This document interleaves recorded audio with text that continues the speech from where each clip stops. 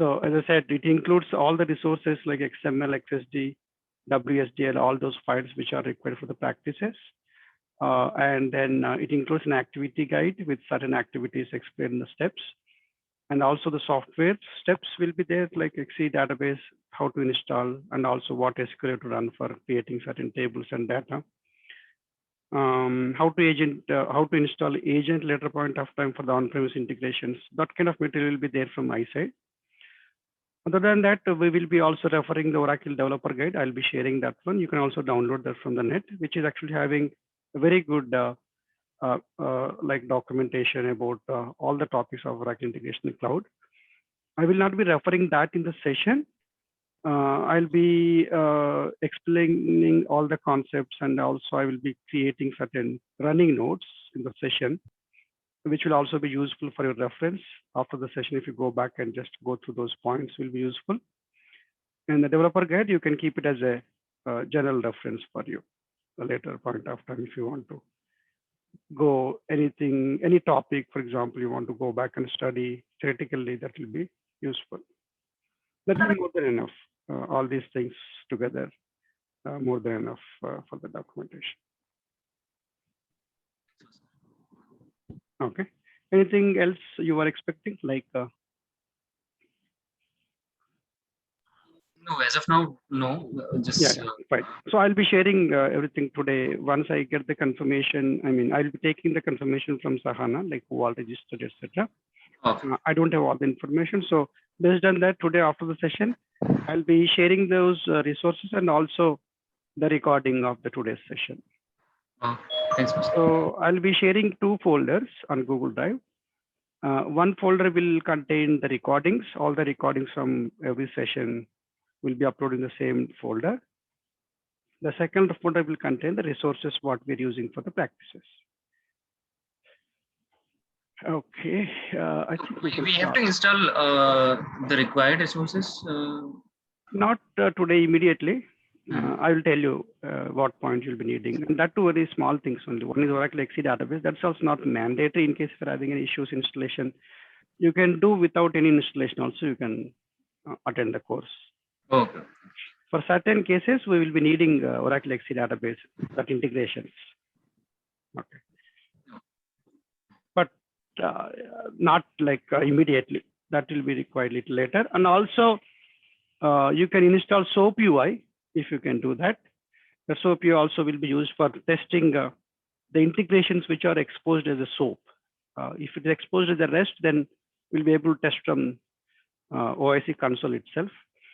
So again, for that also, if you're having problems to install, I have a workaround how to test those kind of things also. Okay. Right. 1 second. Yeah. We use Postman as well. Postman also you can use it. Yeah, no problem. If you already have it, you can use that. So I'm sharing my screen now. I think we can start. I believe I don't know who I don't have the exact list, but I think some of you already attended the demo, which we had the last week. I'm just using the same running notes what I started that day. I'll continue on there only. Fine. So this running notes also will be available in the Google Drive, automatically updated in the Google Drive. So you will be able to refer that.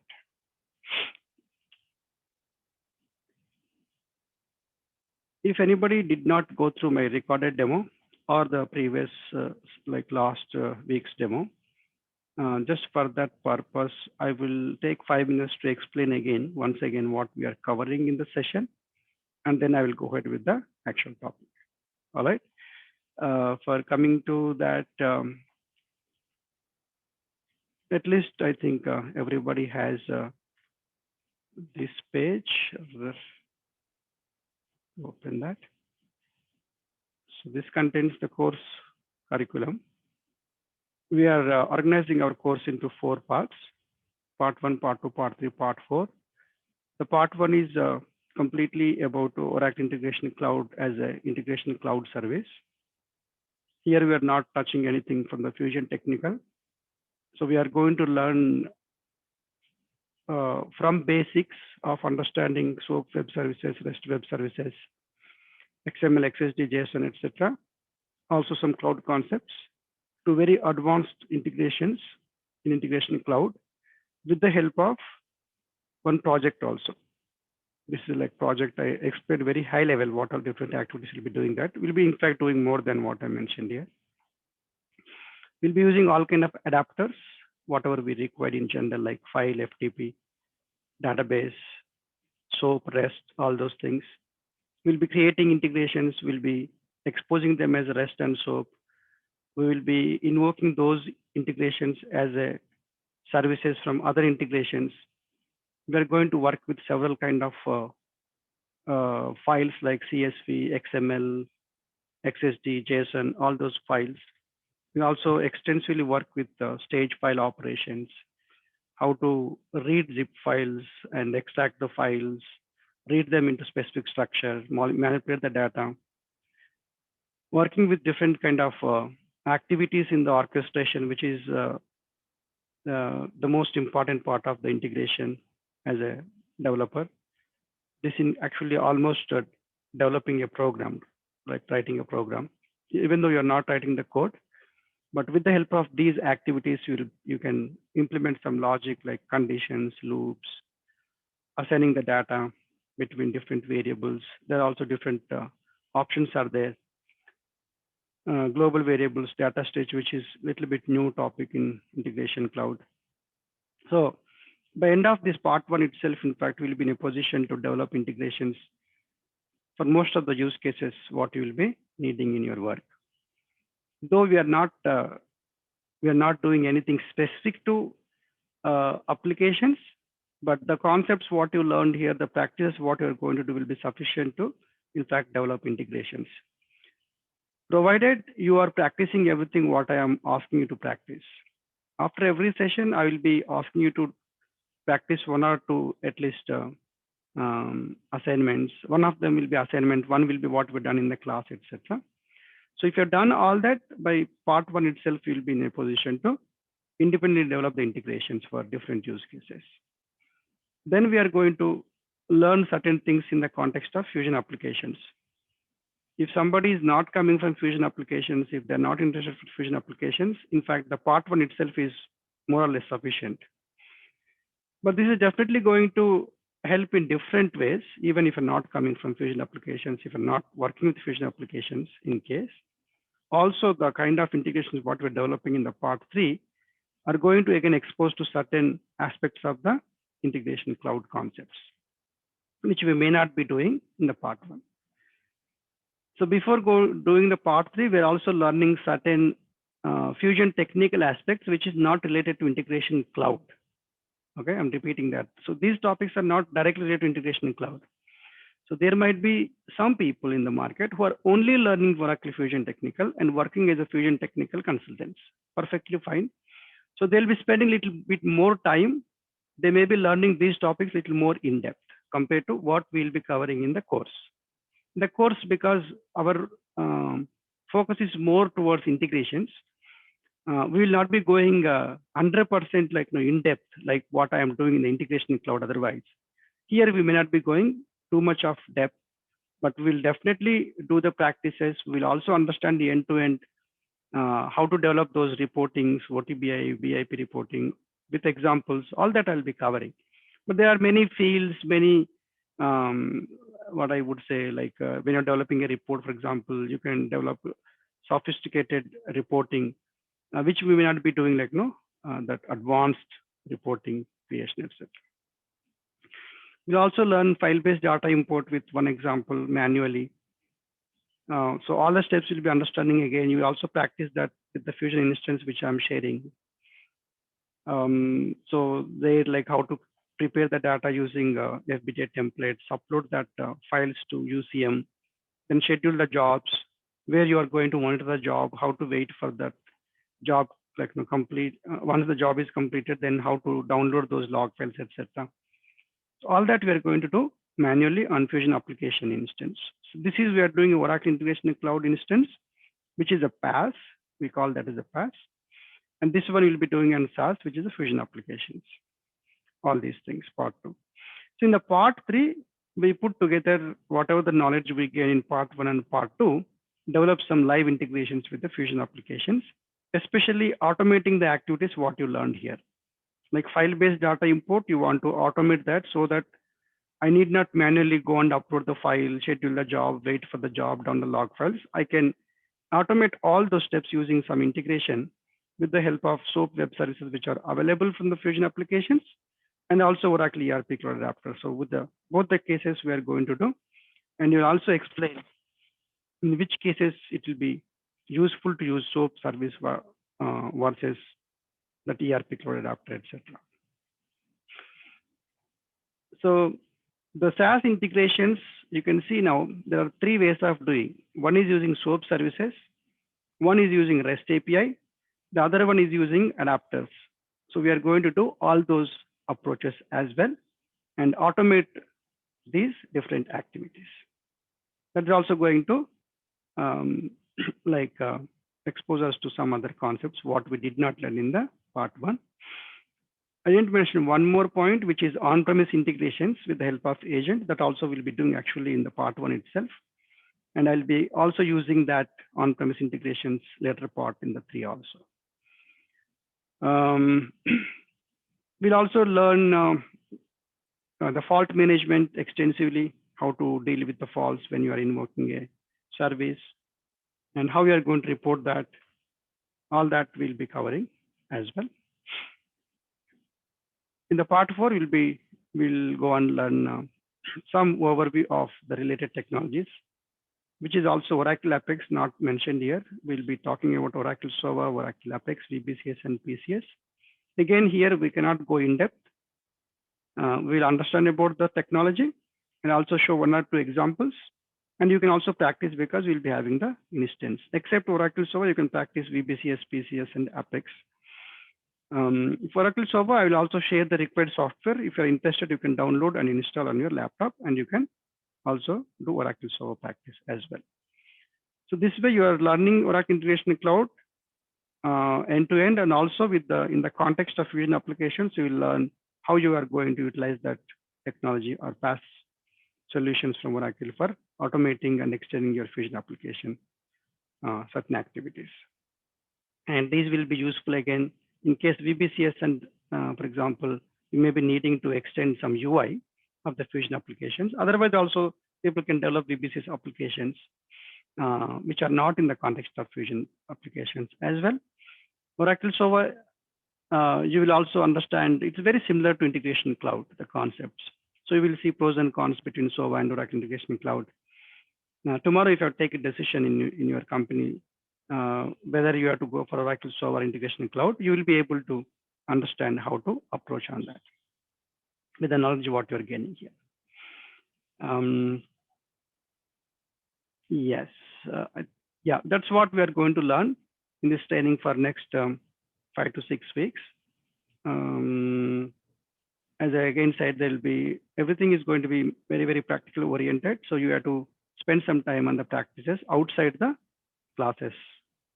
That's very important. I will be also creating the list of practices what you have to work on. I'll be creating an Excel sheet. Every day I'll be updating that. And that will be available also on the Google Drive. Okay. Any quick questions? We don't want to spend too much time on the course topics now. But if you have any quick question, I will take like 2-3 minutes and then we'll, yeah. Hey, Bhaskar, this is Murali. Yeah, Murali. Hi, I don't know how many people are attending from US, but your voice is a little bit breaking. Oh, is it breaking? 1 second. I mean, every 30. Hold on. Maybe my internet is not very stable. Let me also open my door, actually. Bhaskar and Murali, I'm from US only, East Time Zone. I don't see that there is a breaking voice, actually. It's very clear. Oh, okay. Audible is very clear. Yeah, that's why I said from US, because I just want to make sure something wrong from my side. Yeah. Okay. And Bhaskar, I have one question. Yeah, you said that one automation of the Fusion adapters with the FBDI reports to into this integration, right? So Mhm. you'll be implementing that extract app suppliers or customer interface or something like that, Yeah, no, taking it's the not. file. It's actually not extracting. Yeah, you are importing the data into Fusion applications. Yes, Okay. extracting will Okay, be good. doing through REST API. Like you see, extract suppliers using REST API will be doing that. This is importing the data into your Fusion applications. There is a very standard That mean approach in Fusion FBDI, not this one. Sorry. okay. That mean Yeah. So that is a inbound and outbound both will be showing that Yeah. with the Fusion. Right. Okay. Yeah. Okay. Thank you, Master. I'm from EBS background, Fusion only now. I'm currently This working is in Fusion actually. perfect. Yeah. I mean, the course is like a little bit blended towards that requirement only. Okay. If you don't, Bhaskar. yeah, tell me.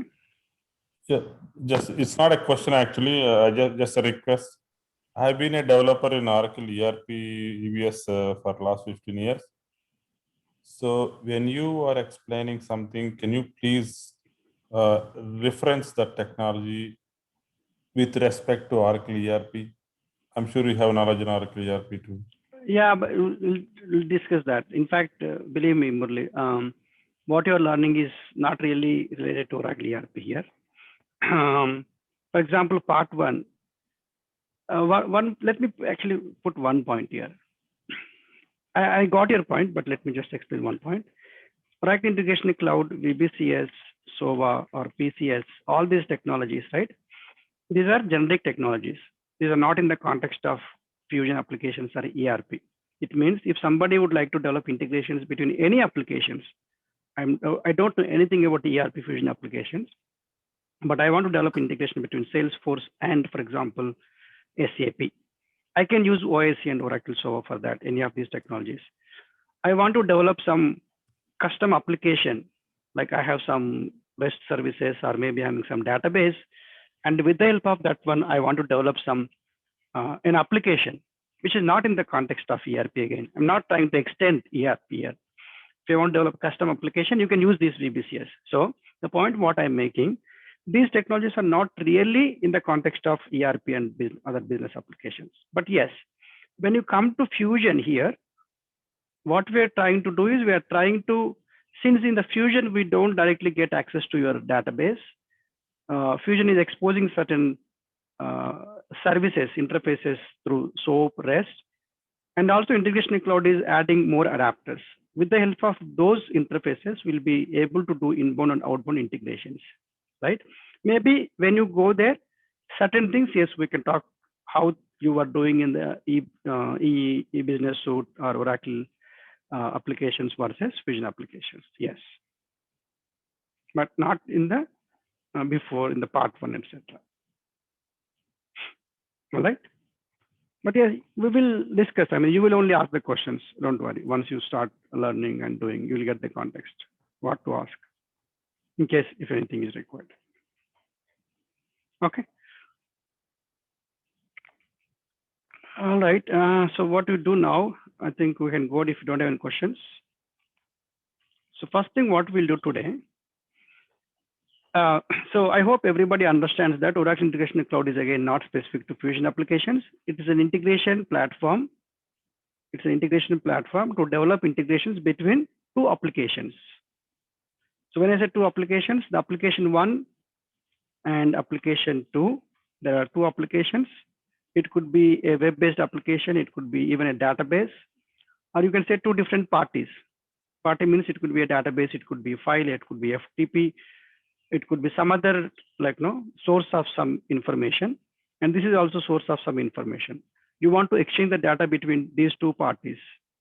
How we are going to do? You can do Oracle Integration Cloud. You can provide solution using Integration Cloud. Is only Oracle Integration Cloud can provide solutions? Not really. There are many ways of doing these integrations. Without using any of these platforms like OIC, SOA, etc. Also, you can develop the integrations. But these platforms are going to provide many tools, many concepts and components by which you can easily develop the integrations once you know that technology. And also over a period of time, maintenance also will become easy Like there are many tools for monitoring and all that stuff as well, and security aspects, how you are managing. The different additional features are there in these platforms. These platforms also come with some adapters, again, which are going to help us to integrate with some technologies. Otherwise, we don't know how to communicate with those technologies. The building blocks for integration cloud is a web service. I told this in the last session also, if you attended. The web service is going to expose our functionality as a URL, and that's why it makes independent of technologies. The moment any functionality available as a URL, web URL, that can be accessed by any client. The client can be developed using any technology, irrespective of what is that web service coming from. The web service may be actually developed using Java technology, but if I want to use in my C program, if I want to use in my C# program as a client, I can access that. So that is the web service feature. We'll talk a little bit more on those, but just to start with what is a web service, it's a URL. The functionality available is a URL independent of technologies. So first thing what we'll do now, we'll go ahead and develop one small integration so that I'll be taking you through the steps required to develop an integration using Integration Cloud. I'll also introduce you the Oracle Integration Cloud, the interface, the console where you develop the integrations, what all you have to create for that one, how you are going to develop like a small logic inside the integration, etc. I'll be taking you through all that steps required, how you test it, etc. Now, you may be having n number of doubts and questions arising during this first part of is the first integration when I'm doing, and that is very much expected. So don't worry too much about if you're not able to understand a specific interface, etc. It's the first one we're doing. You'll have the questions. You can ask me, but even if something is not 100% clear today, nothing to worry too much because you're going to work on n number of integrations. And in fact, you'll get bored after 2-3 integrations. So I'll do the same thing again and again. Okay. So with that, so what we want to develop. So I logged into Oracle Integration Cloud. I'm going to give you this Integration Cloud instance, maybe different one.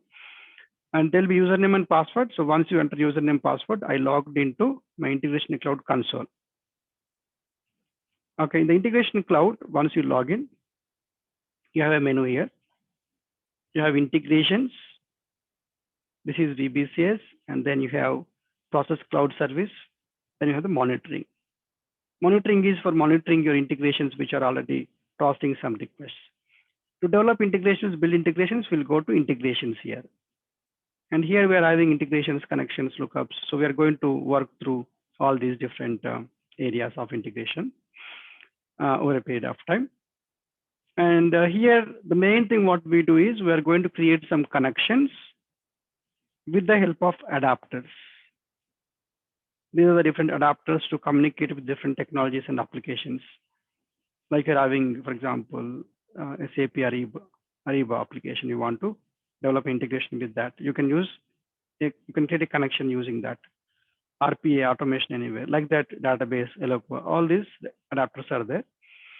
So you create a connection with the help of adapter, and then you are going to use that connection in the integration. You're going to create the integration. So the integration, what we are going to do today, you may also, in fact, question that why is it called an integration, the one I'm developing today. But let's see what we are doing first. I'm going to develop a greetings integration, like hello world kind of integration. So in this, for this integration, I can say input is name, and the output is hello name, greetings from OIC. This is what we want to return. I may be going a little slow today. If you already know this concept, it will be a little bit boring. But if you, most of you are like not working with Integration Cloud, so I need to go really slow for the first integration. Otherwise, it will be too much confusing. I'm developing an integration, and I can also indirectly say that this is actually a service. Every integration what you're developing, Either you can expose that as a REST service or SOAP service, or you will also you can make it as a scheduled integration. Only 3 ways. Usually there could be a little bit exceptions, but usually what we do, we are exposing our integration as a REST SOAP service, or you can also schedule that. Like that means nobody is going to invoke that integration. You schedule, let's say I want to run this integration automatically for every 1 hour or every 10 minutes or once in a day, like that. You can schedule that. Both the ways you can do. So one is SOAP and REST, one is scheduled, 2 different categories. Why I'm saying I'm exposing integration? You think about any programming. For example, you're writing a PLSQL function, right? In the PLSQL function, when you are writing, we are going to use other PLSQL functions and procedures, correct? It's not like everything you are going to write there. You may be using either the existing APIs from the database itself or the APIs which are exposed by some other developer. But when you're using those APIs and developing some business logic, where are you writing that one? You're going to again create that whole thing inside another API. You are also creating a new API with that, isn't it? That's how any programming happens. If I'm writing a Java method, inside the Java method, I'll be calling other Java methods. So my business logic, my functionality, I need to expose using some interface. In case of, it depends on which technology you are using. In case of PLSQL, it will become another PLSQL function procedure. In case of Java, it will become another Java method. In case of integrations, since integration is nothing but all about web services, what are the integration we are developing will become another web service. Automatically, we are going to do that. The web service can be of REST or SOAP. We'll be discussing about the difference, etc. after this integration. Or you are going to schedule. It means you're developing the logic, but you're not exposing that as an interface to others. You are going to automatically execute. The platform is going to invoke that. Makes sense, right? So that's why our requirement here is now I'm developing greetings integration. We should also have some input and also have some output. Input is given by the user who is going to, in fact, call my integration, invoke my integration. My integration will execute some business logic using that input and return some output. The output will be like this one in this requirement. And also, I want to expose this integration as a REST. That is my requirement. Right. Now, when you get a requirement like this, don't think too much about integration in cloud. I'll be doing different. No, the concepts, the approach will be similar to what you have been doing in other technologies. The only thing is integration in cloud is instead of writing a PLSQL code or Java code, etc., you're using a different method to develop some business logic and exposing as an integration, exposing as a web service. And you may be calling other web services also. You may be calling other web services also from other applications, etc. That's the thing. But it's not like completely a different thing or different technology like that. Technology is different, but the approach will be same. Okay, now with that, so whenever you have a requirement like this, any business requirement, what will you try to do? You will try to reuse an existing functionality. You cannot develop everything from scratch, whether it's a small functionality or large functionality.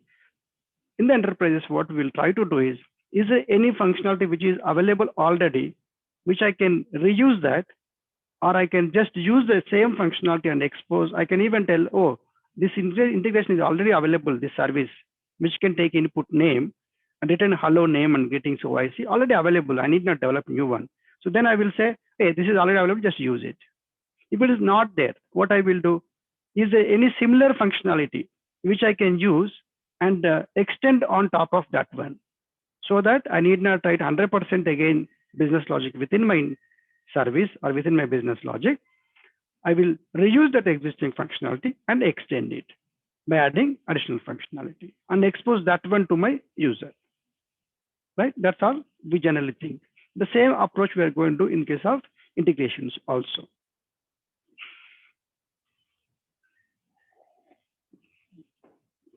So what we have in case of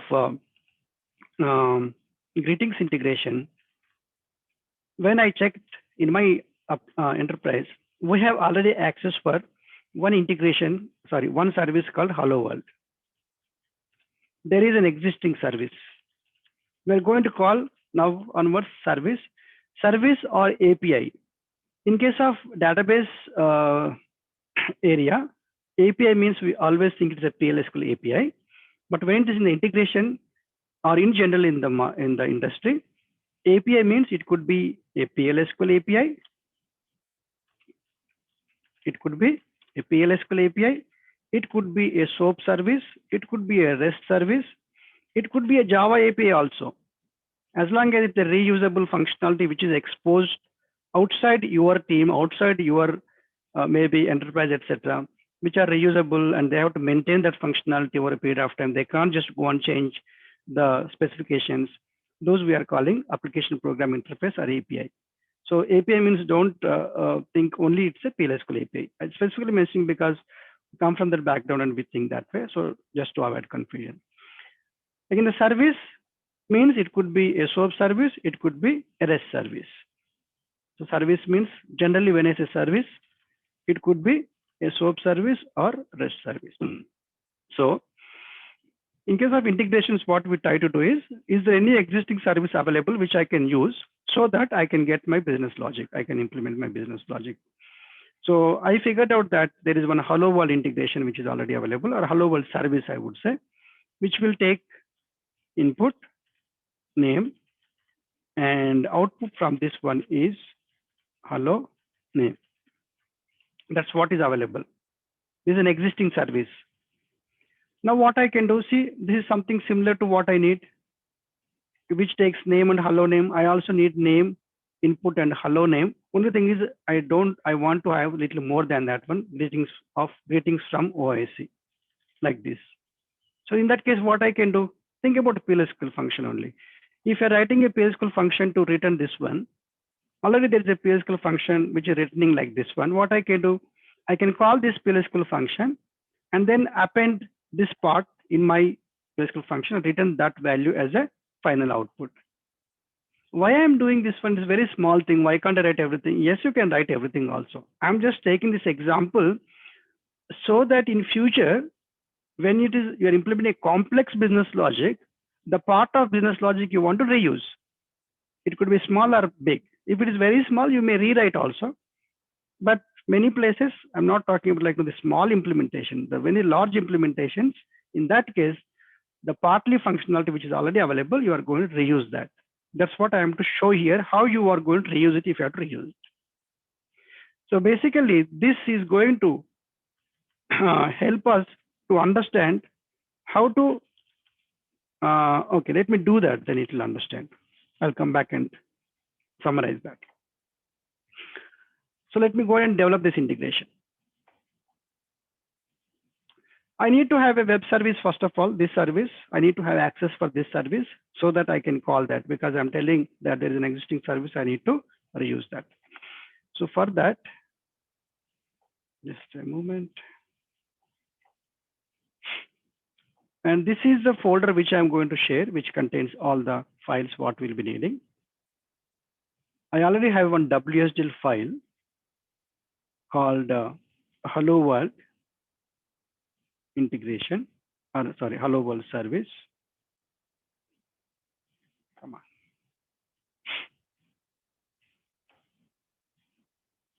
So this is an Hello World web service.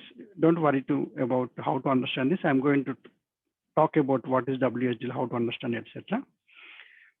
So this web service actually takes this input and provides me the hello name. That's what I'm going to use. In the integration, what we do, we are going to first create one connection. Which connection? Connection for invoking this existing service. Now, how can I create connection? You have to click on create. And you are going to create a SOAP-based connection. What is SOAP is? This is a SOAP adapter here. It's called adapter. It's a link select adapter.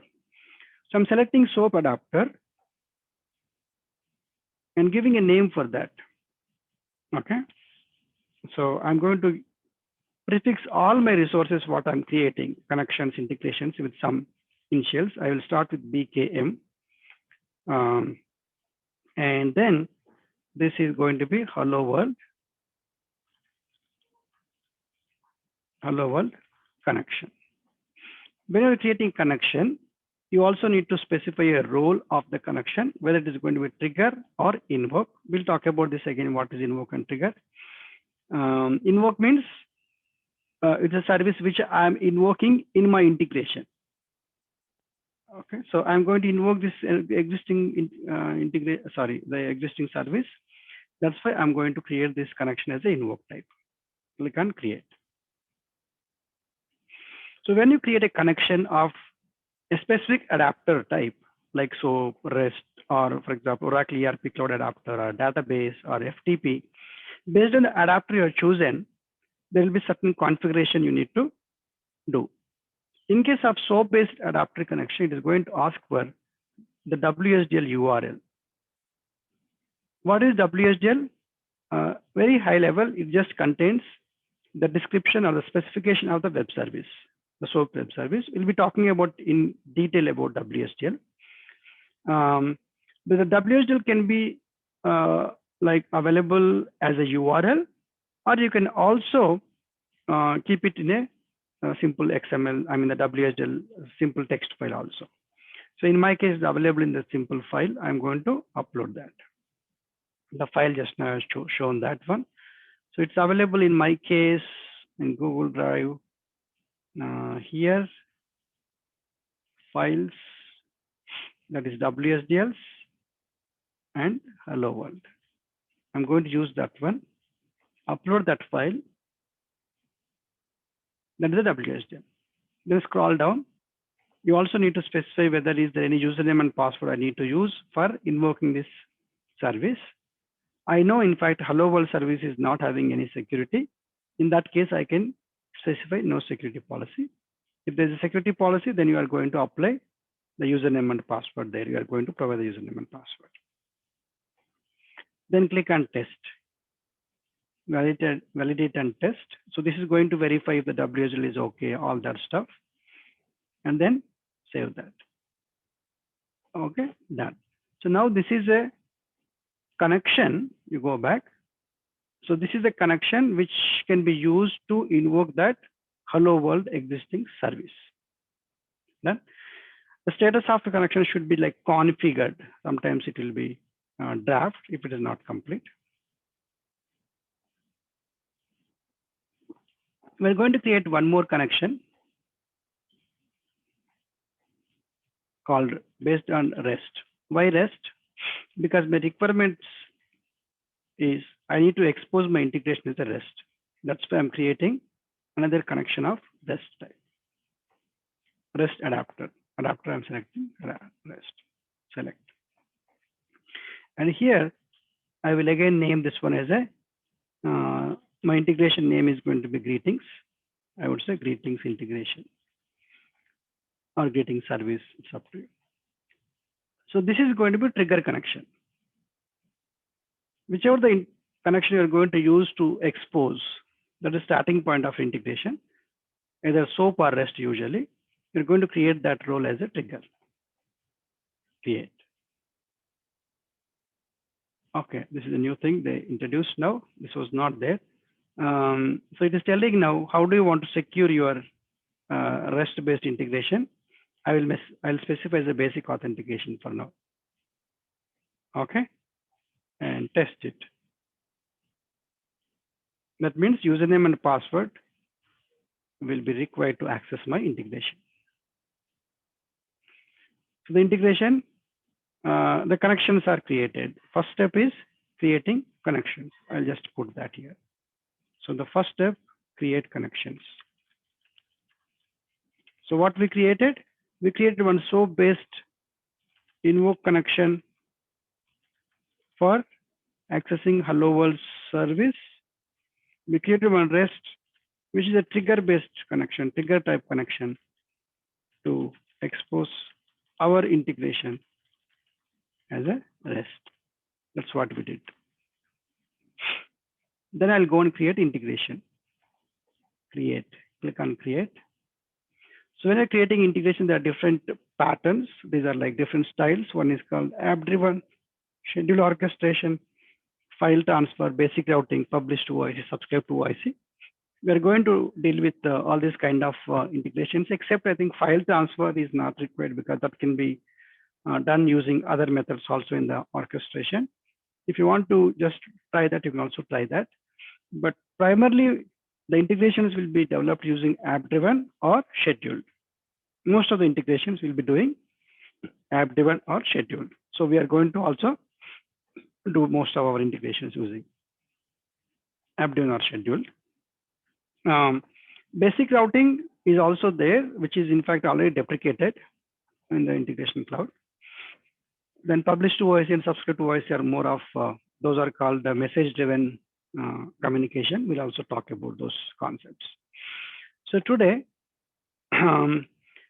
whenever requirement is like expose as a REST or expose as a SOAP, there's no option. You have to create as a app-driven orchestration. You can also create basic routing, but basic routing we're not going to unless, in fact, the new integrations will never do basic routing now because it's deprecated. It is just there because if somebody wants to really see the existing integrations, etc., which are basic routing, you can still use that. I'll create app-driven orchestration, click and select name and start with my initials, all my integrations, connections, etc., so that it's easy to search when I come back to the console. I'll call this one as a greetings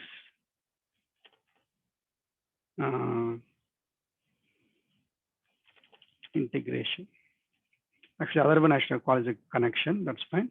So BKM greetings integration, and this is going to be BKM package. While creating integration is also going to ask to provide a provision to enter the package name. So the initials what I'm using, I will use the same thing as a package. It's all like just guidelines what I'm providing. It means all my integrations which I'm developing will go under will be under one package. I'll explain about the usefulness of like the benefit of package, etc. later on. But this is not mandatory field, but it's always good to enter some package so that you group all your integration into one package, related integrations, etc. at least, so that you can manage those integrations in the administration point of view. If you want to export, import, etc., it will be useful. I'll be showing those things later. Okay. So I'm creating the integration now. Sorry. So this is the integration, or also called orchestration, app-driven orchestration, you can say. This is the first time if I'm developing integration, just I would like to provide a quick introduction about this, the whole page, what is there. The beauty of integration in cloud, you don't need any external tools to develop the integrations or to develop your applications or your services. Let's say if I'm using Oracle SOA or ADF or those technologies which are on premises usually, you'll be having a Jira developer which you have to install. You'll be having a WebLogic server which you have to install. A lot of things you have to manage.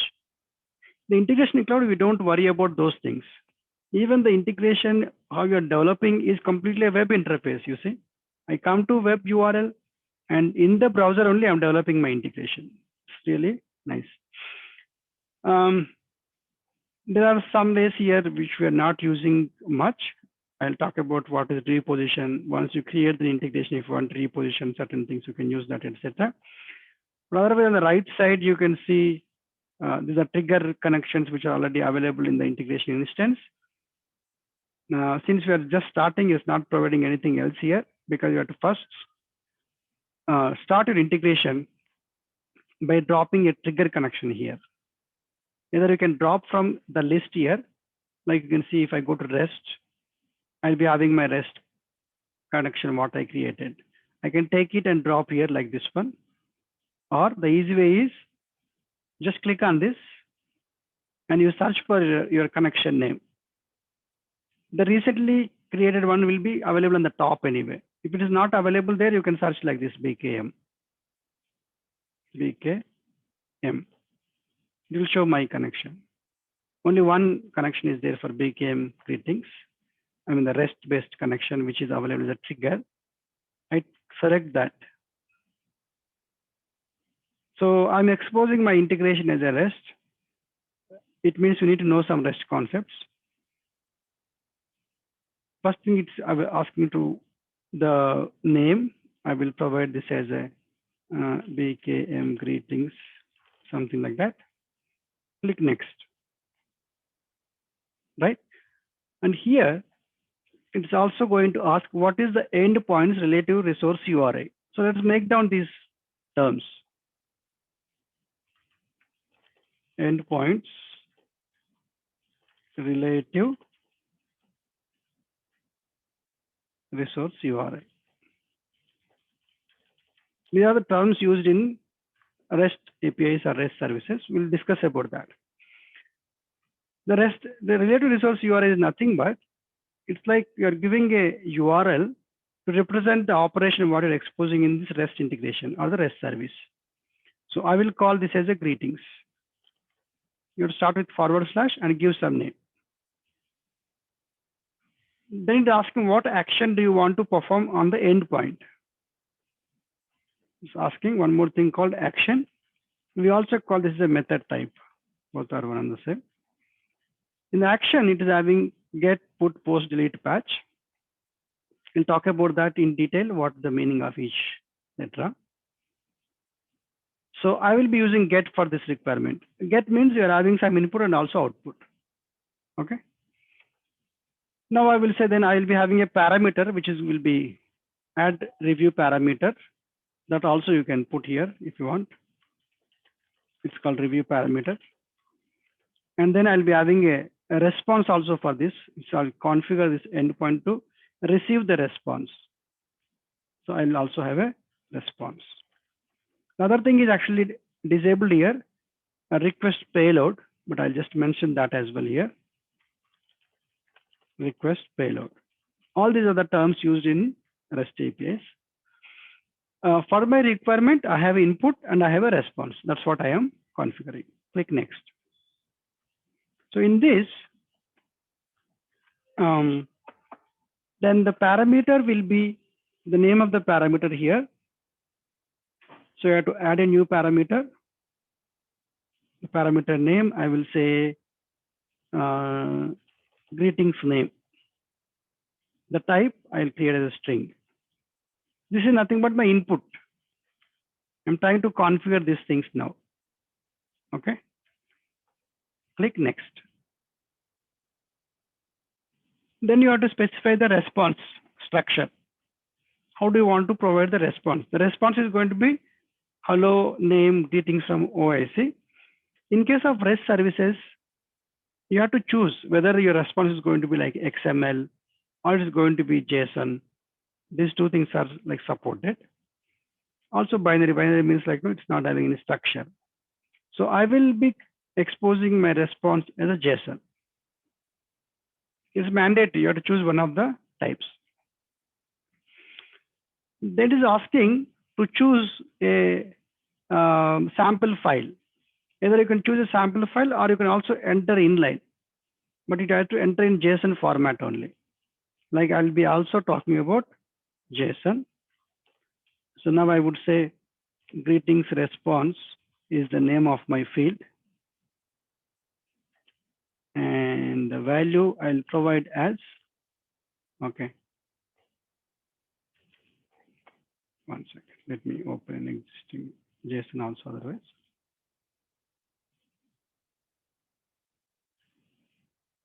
You can also use this like this one. Like if you open this, you can also copy from here, or you can also use like that. So it's having a field and then the value. This value will be replaced in the integration later on. So we are just introducing a JSON. I'm sure you'll be having some questions again in your mind about what is JSON, how to understand. So we'll be discussing that. The whole purpose of this session is actually to, you are getting like no more and more questions. So we'll be understanding about JSON again later. And then that's all here you have to choose and click next. So it's going to provide some endpoint summary here, which contains, like it is telling the method name is get, and REST service URI is a greeting that is called related resource path. There's a query parameter or the request parameter called gname, and the response of this integration of the service will be exposed as a or available as a JSON. Click on done. So the greetings, the trigger configuration is done now. The trigger point is configured. You can minimize, you can reduce the display size here. You can make it like this one. And then you can also make this horizontal if you want. So here you go, click on horizontal. Okay. Now here, we are getting the input here. So you're going to create different nodes like this one. And every node will be having some, either you're invoking something or you're creating some expression, etc. Or it's a for loop or if condition like that one. All those activities will be available on the right side. These are the different activities which you are going to make using the orchestration. We'll come back and discuss each one of them. I mean, a very high level I'll explain, but we are going to use these activities from time to time. And we are going to cover more or less everything of this. Maybe one or two we are not covering, but everything else we are going to use them. So once I get the input, what I want to now, I want to invoke an existing service. Which service? This hello world service. So this is my final response which I am returning. Further, there is a mapping. Before that, I'll be invoking my existing service. Again, click on plus icon. You can choose the connection what you already created. The hello world connection is nothing but your hello world service, correct? Select it. If it is not available there, you have to search. Since everything I created today, and that is the latest one created, it's available on the top.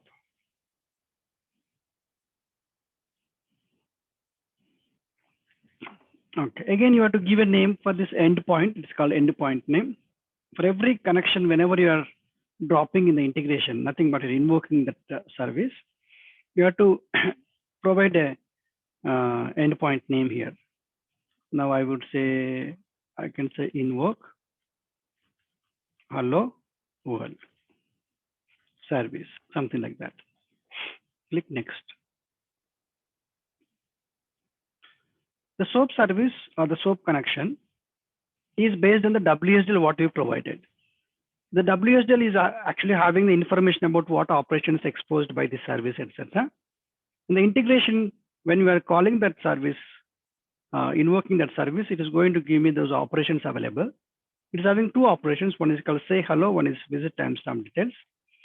So I'll use say hello operation and click next. Say hello is actually going to return me that hello name and click next.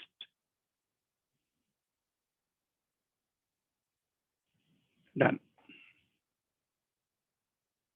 So what I did now, I configured my endpoint or my interface, what I'm exposing to, like no, my integration as. Then I'm invoking the existing hello world service. Then I'm going to return the final value here. You know, these arrow marks, these are nothing but mappings. You can see map to invoke hello world, map to BKM greetings, etc. So what it is telling is, since you are invoking an integration, invoking a service, you have to map some input for that. What is that mapping? You're providing the input for that invoke. In case of hello world, it's expecting to like provide some input for, okay, this is again the new thing. Let me spend a little bit of time on this. This is called a mapping interface. On the left, you are having all the variables available in this integration. The integration is like your program. In the program, you can create variables to represent your data, correct? So certain variables you are going to create, certain variables it is going to create automatically based on the trigger connection, invoke connection, what you're using, etc. in the integration. On the right side also you're having variables, but this variable will be specific to what you're mapping to the target side. This is called source and the other side is target. You can see that source and target. It means you're taking some value or some variable or some field of a variable and mapping to another variable, which is like input for your next service call. You expand this body, say hello. That's usually it's a hierarchical structure like this one. So there's a name which is the input for your hello world service. Where do we get that one in our integration? In the query parameters, if you expand, you're having gname. This one we only configured, if you remember. So this gname is going to be the input value which I'm receiving. I take that value and assign to this name. You have to just map like this one. The value will be mapped to name and validate. This is nothing but you're just assigning one variable to another variable, but declaratively you are doing, sometimes it becomes little more, looks little complex compared to the simple assign operation. We'll be talking more about all these things over a period of time, but for now, I'm just trying to make it as simple as possible so that you understand. Then invoke call is done. I'm providing input. I'm going to get the response after this one, the response from that external hello world service. Hello world service is not within my instance. It's something available somewhere else, which is accessible from Integration Cloud or from anywhere for that matter. I'm using that one and I'm invoking, I'm getting response. That response, I'm going to send it to my client. And that mapping I can do here. So keep saving in between. So how do I map it? Again, click on edit here. This is what my response wrapper. Just a moment, it takes a couple of seconds before you can expand that.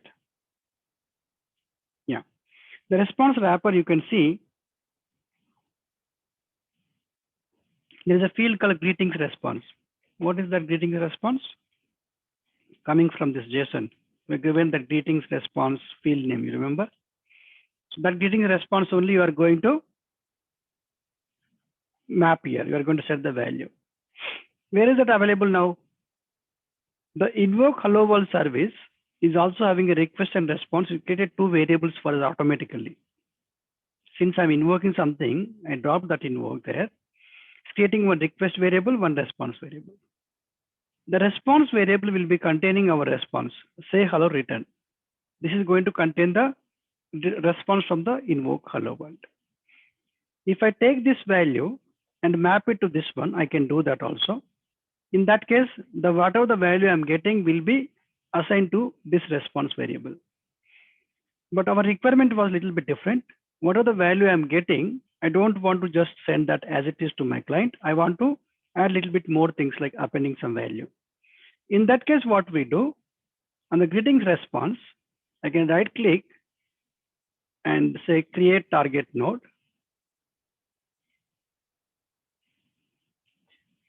Create target node. Then here you have to edit this.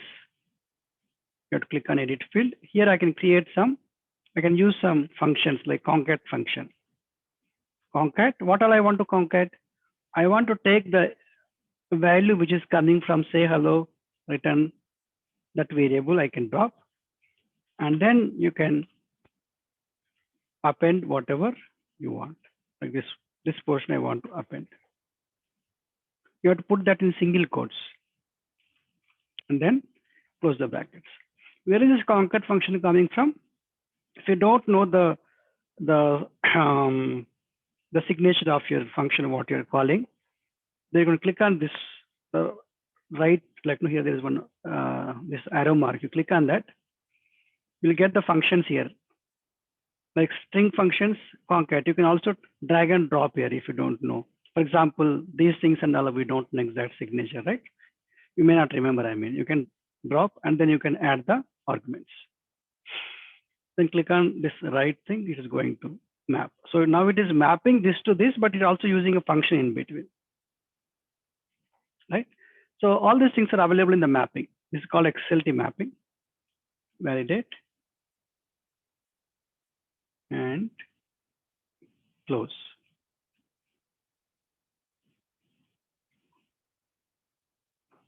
So the response also mapped now. That's all perfect. Everything is done according to business logic. We are done. Now I go to this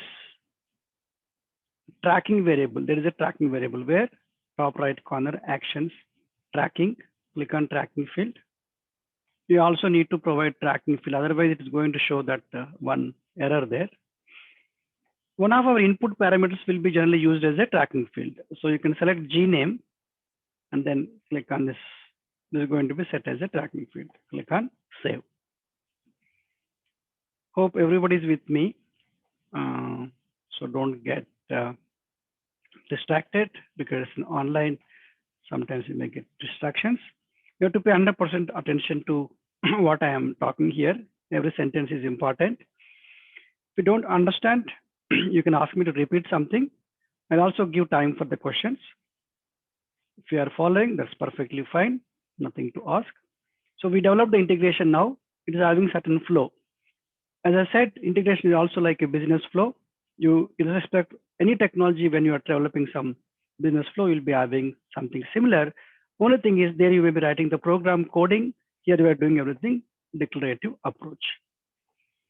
Save this and close my integration. That console is closed now, where you are developing. Then what I do, the current status of my integration, you can see it's a configured. It's showing all the integrations of this instance. It's showing like 109 integrations are there like that. So then what I do, I am going to like mouse over on that row, then go here and activate it. While activating, you can also enable tracing and include payload. That's nothing but you want to enable the logging. The logging also can include payload. What is payload? Payload is nothing but the input and output values when you are interacting with certain services. So the input and output values also will be displayed in the logging if you check that checkbox. Now it's active mode, active state. You can see that. I can test this now. How do you test it again? Again, mouse over. You're going to get this play or run. Click on that. Then there is an option called test. You can see that. Click on test. Trying to do that. Looks like there is some problem. Okay, now it's opening. Now, this is a test interface. This interface is available only if you're exposing integration as a REST. Since we did that, we can use this one. It's asking me to provide the gname input parameter. So if I provide like Bhaskar, then click on test. It's going to give me response here if everything is working properly. It's going to give me a JSON object with appropriate response here. You can see hello Bhaskar, greetings from OIC. That way. So if I give like Ajay, for example, so it's going to give me that name here. Whatever you give here is going to take that as an input and form your response accordingly. Not a big, great business logic. It's very simple requirement, greetings responses we're creating. The idea of this integration or the service what you're developing is just to take you through the complete end-to-end of this flow or the steps required for developing integrations, introducing some terminologies. You will get confusion, you will get questions, it is expected. And from there, we are going to understand the fundamentals after this one. Like we are going to understand about what is JSON, what is REST service, what is WSDL, what is SOAP, the difference between SOAP and REST, what is XSD, what is XML. We are going to spend like 1 or 2 sessions on that. In fact, then we're not going to create integrations in the next session. The next session, even today, like the rest of the session, we're going to talk about some additional fundamentals. Once that is done, we'll come back and work on our project. I'll see if I can show that again. The project is again, we are creating some certain use cases. We are going to develop that functionality by functionality and add to that existing project like that, by which we are going to understand all the different activities of orchestration, different concepts, etc. Okay, so with this now, let me take some questions. Okay, there is one small thing here. I also click on this show endpoint metadata. Okay, it's fine. We'll come back to that. Go back. Oh, sorry, I could have clicked here. Right. So we developed the integration, we tested it, we have seen the output is coming as expected. Fine. And now if you have any questions, you can ask. I will, if it is the right time to explain, I'll explain in detail. Otherwise, I will tell we are going to discuss this in later point of time. But you can ask, not a problem. So here trigger is an input and invoke is an output. Can you repeat that? Sorry. Trigger is an input and invoke is an output. Yeah, trigger is input. Yeah, that's perfect. Trigger is definitely used for as a input for your integration. But invoke is not always output. Invoke means you are invoking an external service. Okay, let me go back to this integration. I will take a clone of this integration so that I can go and even change something. I don't want this to the existing one. See this invoke is not always output. Invoke is just you are calling an external service. It will also have input and output. You are going to use the output coming from that invoke. You may have one more invoke also here. You may have one more invoke also like that. Based on your functionality, what you want to implement, you may be invoking n number of invokes, or you are invoking n number of services indirectly. This is, yes, trigger is always only one trigger will be there. That is a starting point, which is going to accept input, which will also configure the response. The response will be actually coming from the return point. You are going to apply that response at the end. Think like trigger point is more like your signature of your function. When you're creating a function, you are telling function name, what is the input, what is the return type, like that you are creating, correct? That's what you are doing on the trigger point. And rest all is your business functionality. Invoke is nothing but you are invoking some external service. Okay. Yeah, understood. Right. Hi, Bhaskar. Can you relate this one according to the PLSQL code? I mean, the functionality which you are showing in the diagram, right? Either in a workflow, either in a PLSQL format, so that it's understood. I mean, the flow we can understand. Yeah, I think I kind of mentioned here, but I can do that. So now what you are doing is, let me see if I can code PLSQL. So hello world is an existing function, right? Which contains like varchar2, mention like this one, right? Then name returns varchar2. This is already existing functionality. Somebody else wrote this. I don't care exactly what they wrote in that, but they provided a specification saying that if you give input, it is going to give like input will be name and output will be hello name. That's what they mentioned as a functionality. That's all I want to understand. I don't want to go and see how they implemented. Now what I am doing, I'm creating greetings functionality. Okay. I also mentioned that varchar2 gname is my input and returns again varchar2. So when you want to call hello world service, you only need specs. You don't want to understand the body of that always. So that much only available for me. But when I am developing, I need to develop the body also, right? So now I go and start developing my body. So in this, what I will do? So now I'm going to invoke my, I'll create some variables maybe. So here the variable could be, for example, hello response. Okay. Varchar2. We start like this only, right? We start. I'm getting a little confused. No. But the first hello response will come. After that, varchar2 will come like that. Okay. Here also, right? Yep. Always.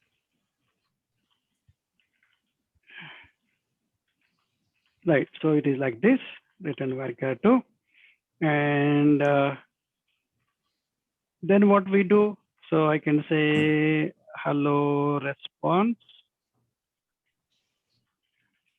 assigns hello world. I have the access to that. And I would say name,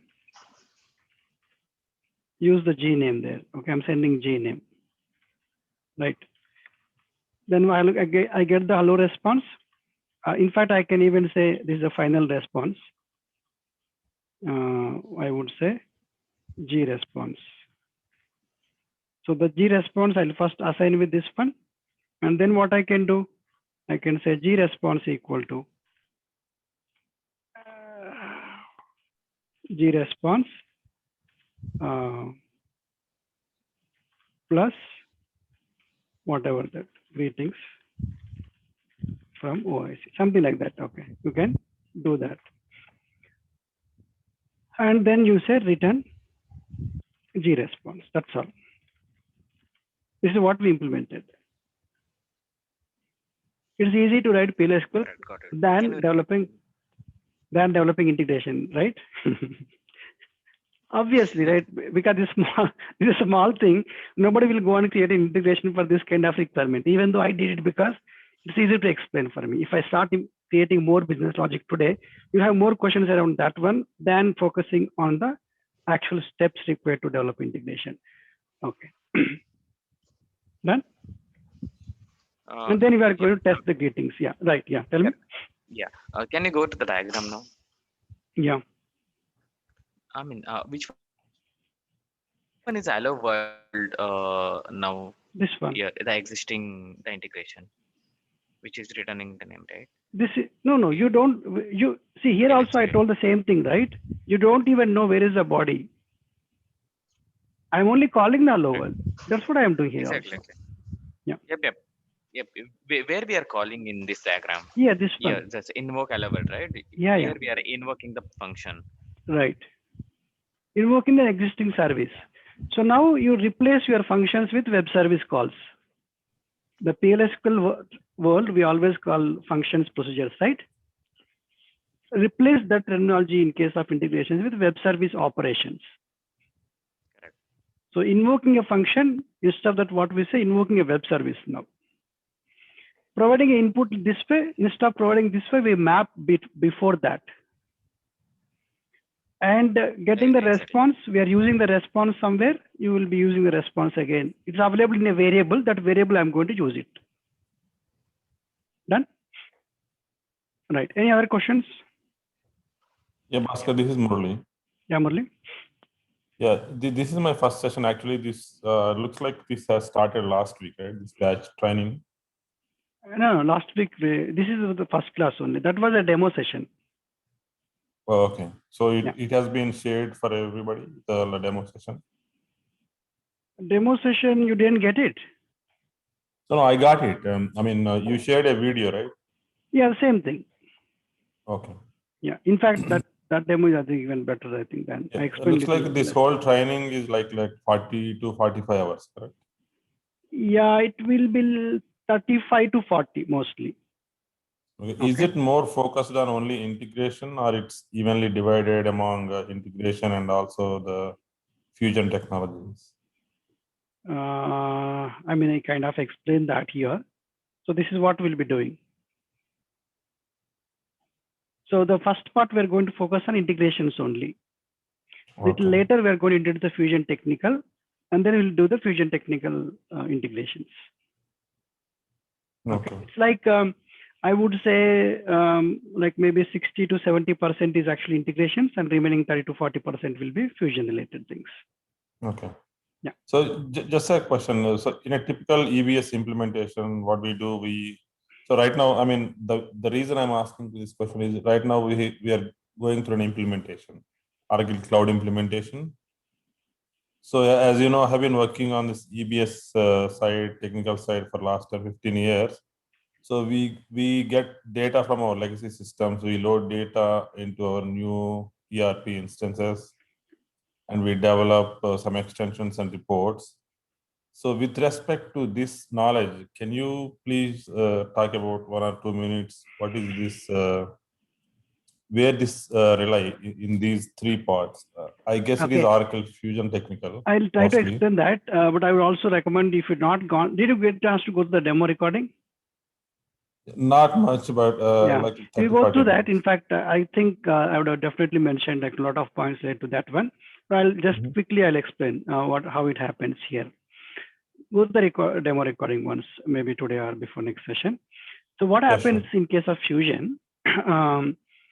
First thing is we are not learning the implementation aspects of the Fusion here. We are focusing more towards technical side. Why I'm saying that is implementation in Fusion happens more the functional side. So there is a functional, let's say if I'm implementing financials or HCM or supply chain management, what all you are going to configure, what all you have to implement, all that will be different track altogether. But as a part of the implementation, or the implementation is done, you would like to extend your Fusion applications certain regions. Like you want to have some inbound and outbound integration with third-party applications, or maybe even between eBusiness Suite, which is running on premises, between that and your Fusion applications, which is running on the cloud, you would like to have some integrations. Like that, you may want to extend the the Fusion applications. Now the Fusion applications, see this requirement will be there in the EBS also, right? When you are doing there, what you do, you will simply go and create a PLSQL function or procedure and call the existing PLSQL functions and develop the integration. That's what you do there. But in case of Fusion, you don't have that access. You cannot simply go and create one more PLSQL function and deploy on the database of Fusion applications. You don't even have direct access to the database, the backend. So what they did, Fusion applications, they're actually exposing web services for that instead of directly giving access to the database. The web services now you have to call if you want to develop any integrations or interact with the Fusion applications programmatically, basically.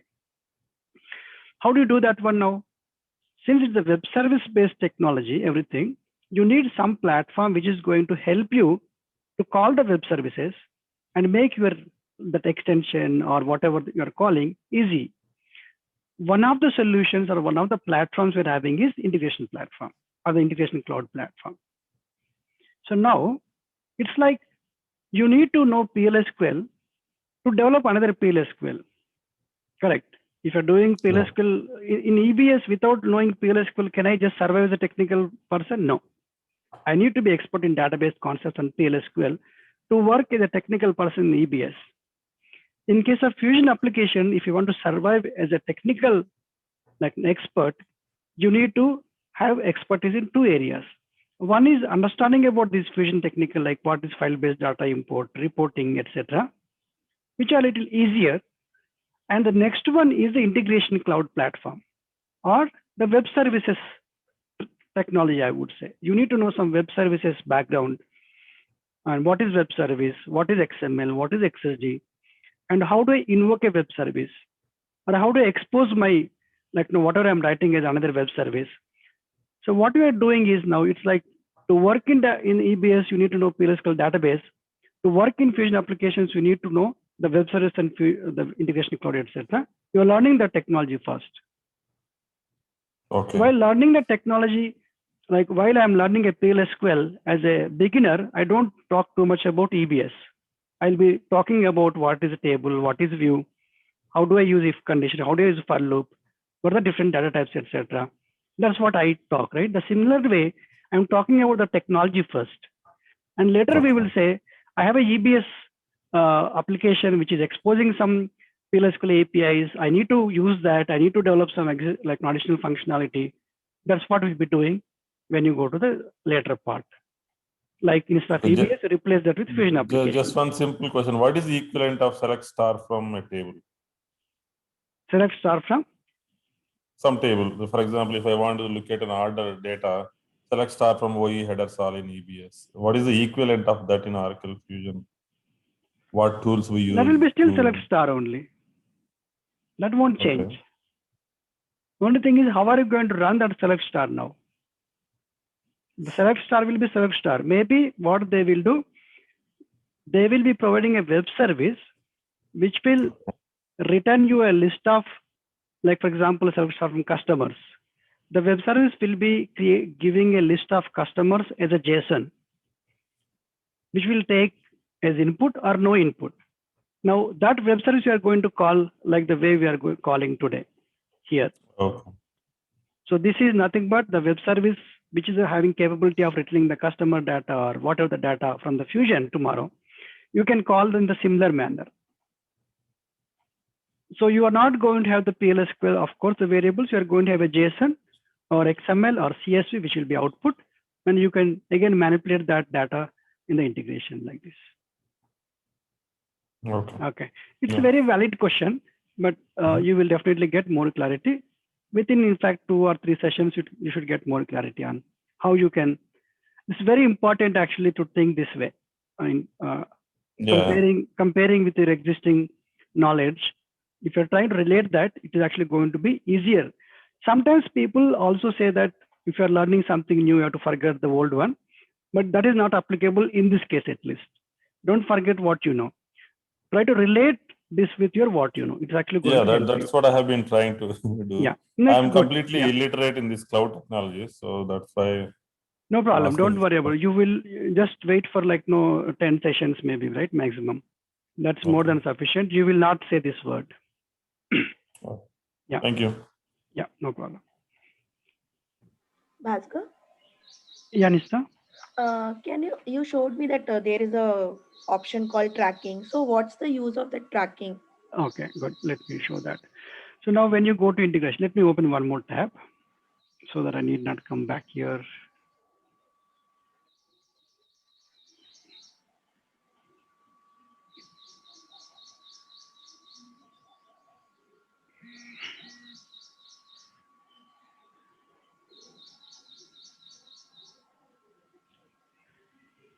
Now, once you execute your integration, like I tested 3 use cases, right? Yeah. Bhaskar, Ajay, something like that.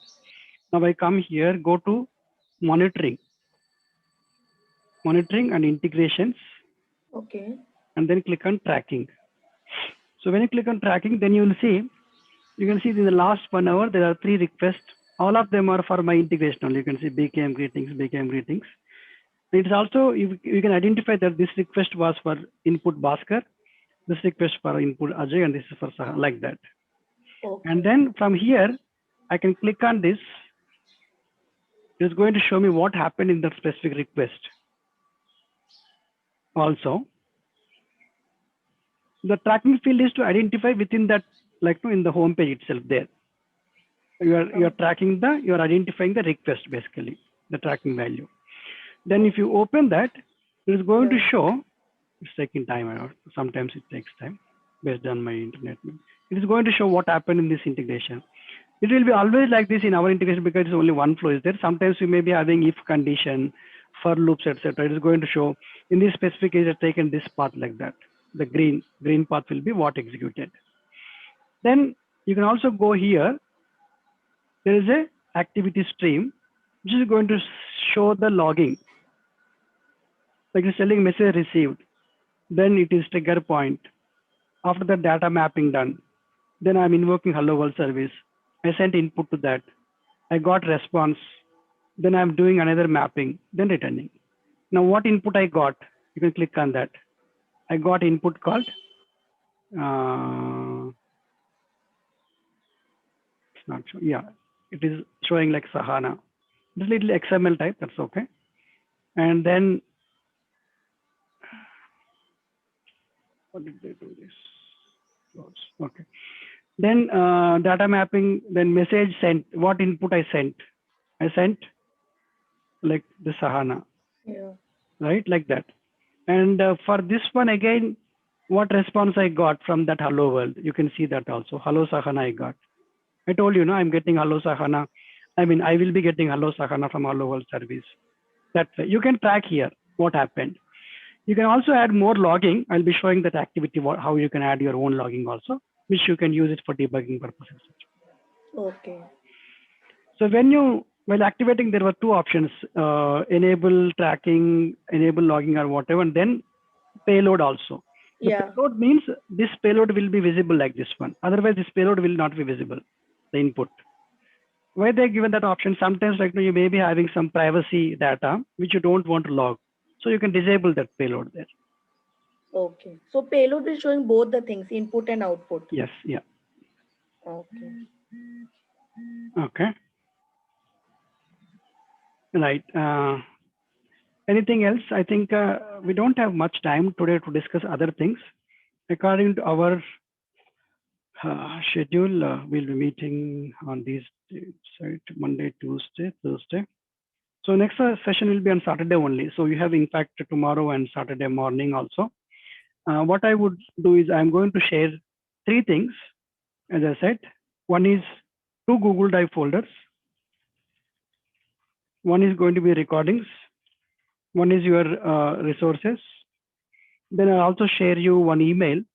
That email contains the instance details, which contains this URL and username and password, etc. So you can log in and you can start developing the integration Hello World, test it. If you have any questions, you can note down that and we can discuss in the next session. Today, it took a little longer. I mean, only because I was just going really slow. I have taken some questions.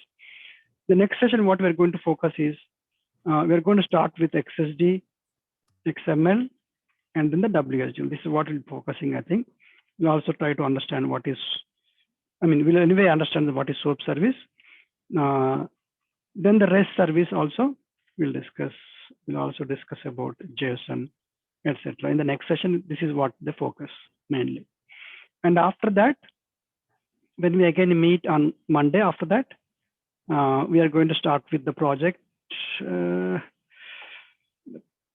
think most of you already seen that. One second. This is not complete, but we'll be starting with the validate CC first.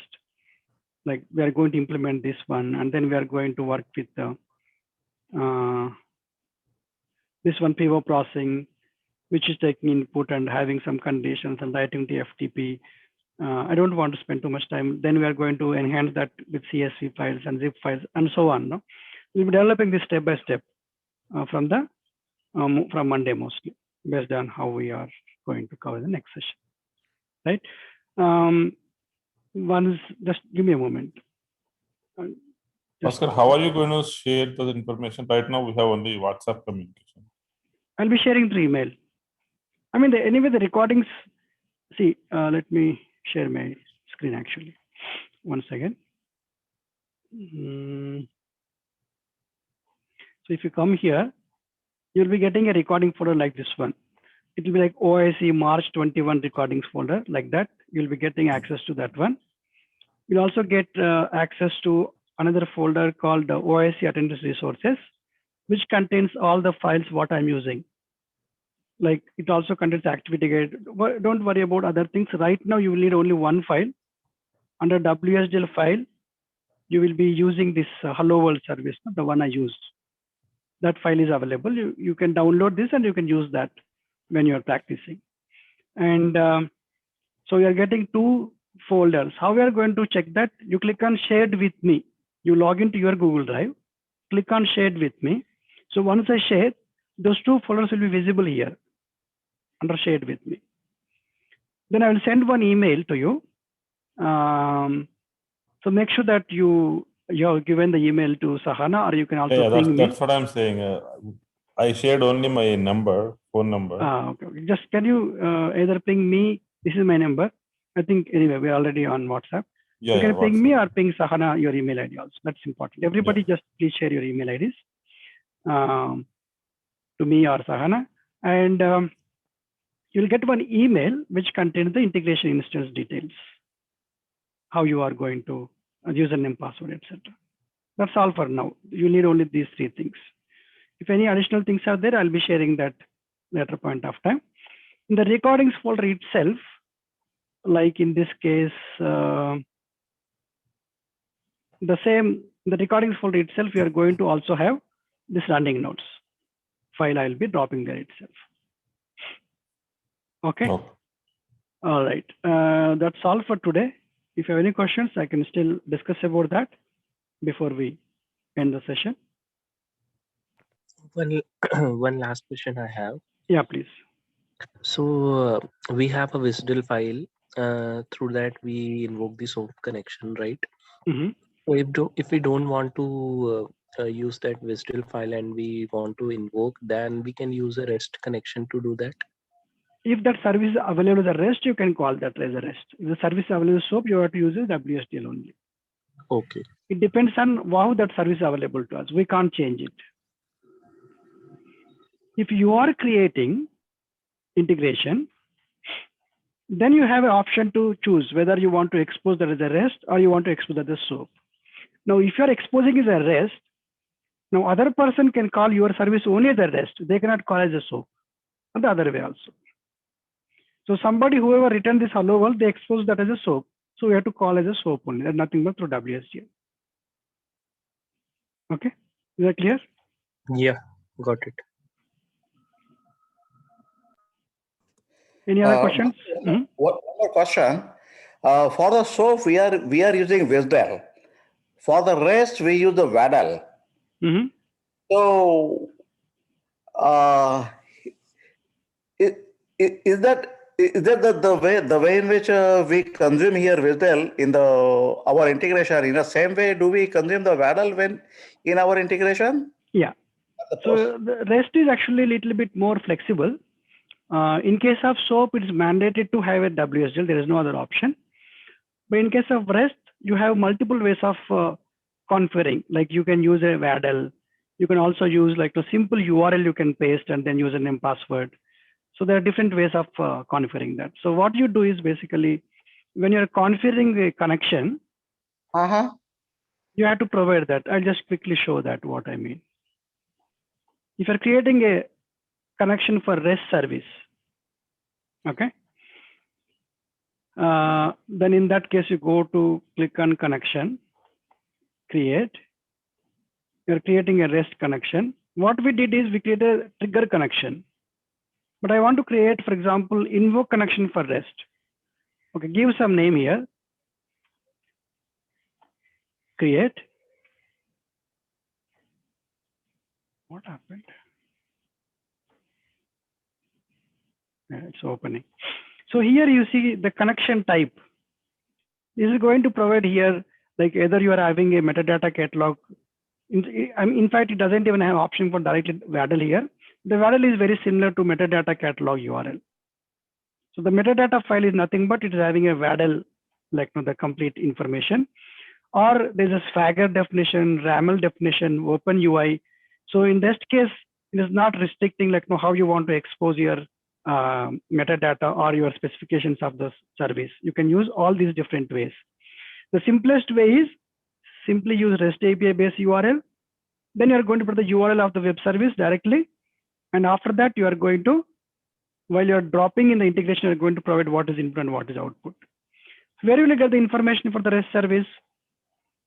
In our case, when I created my REST integration, now if somebody else wants to invoke my REST service, what I can provide to them is this one. I will show you that.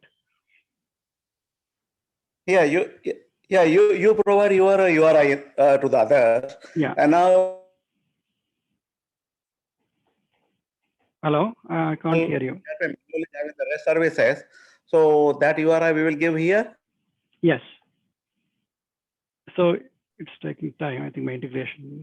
Because the EBS manual gives all, like for the customer supplier, they have for all the integration they have given the REST API.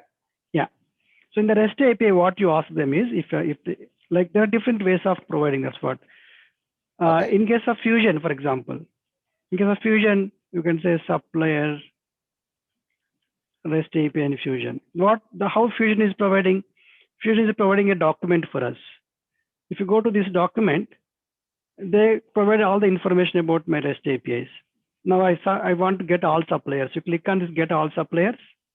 Then it is telling this is the URL of my REST API, and it is expecting some query parameters like this one. There's a response, which is a JSON. There is a sample response of they're providing. So this itself you have to use to invoke a REST APIs. They're not providing WADL files. WADL is not mandatory. Okay. Got it? Okay. So then this will become this is the relative URI. You are going to prefix this with our actual host of the Fusion. Right, it will become complete URL. So that Correct. URL you are going to give while creating the connection. Right. Got it?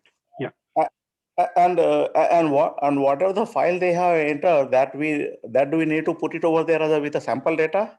Yes. Okay. So that's what we'll do, in fact, in the next session, we'll be creating our own REST service, and we are going to invoke that service in another integration by creating a connection. So you will be doing that anyway, all those things. I You'll see, understand that. Okay. We will also So- use the Fusion REST APIs later point of time. So all this will be getting clarity. Perfect. Right. So here you will be providing us the Fusion access also. Yes.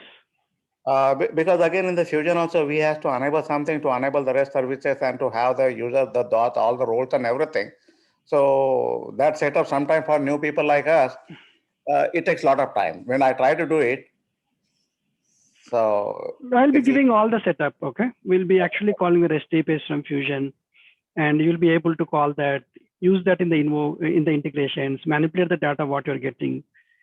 Or you are Right. going to also call the SOAP APIs, SOAP services of the Fusion applications, create suppliers, or ERP integration service for FBD automation. Little later. First, we are going to focus on the integrations without Fusion, but we'll be doing all that. Yes.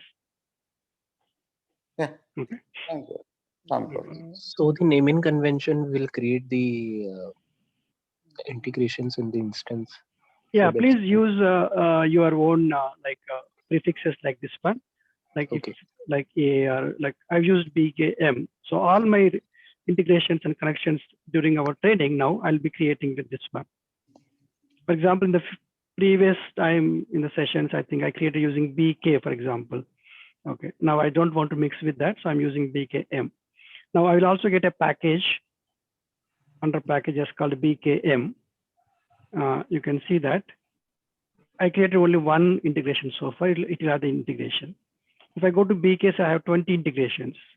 Now I can export this whole thing as a backup just in one click if I want. Why that is useful? This is how you are going to actually migrate to other instances, especially like dev to QA to UAT to production. When you do it, you can expose the package. You can create different packages also. You can say my first 5 integrations are related to like some X functionality. I'll create them like package 1. The next 10 are related to some other functionality, create another package. So you can expose corresponding package and import into the other instance when you want. Like import is again, just click on import and that's all. Only one limitation, I don't know when they're going to provide in the integration cloud. After you create the integration, you cannot change the package. Or you cannot even assign to a package. While creating integration itself, you have to provide the package. If you forget it, that's all. You can't change it. Unless they provided that in the recent, every 2 months, something that we're having release, sometimes they may be adding that functionality, but it was not there unless they provide in the recent past.